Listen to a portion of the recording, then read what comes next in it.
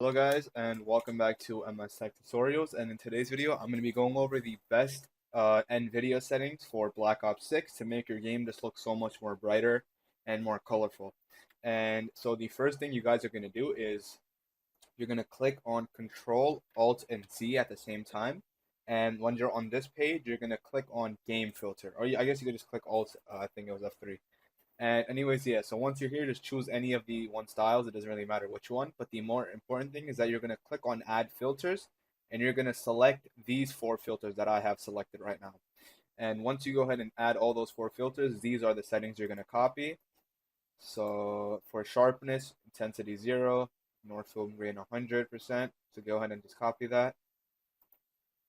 And then for details, sharpen 33, clarity 70, HDR toning 100, bloom 0.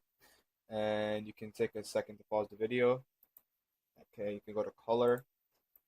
Color is tint colors 28, tint intensity 0, temperature 0, vibrance 100.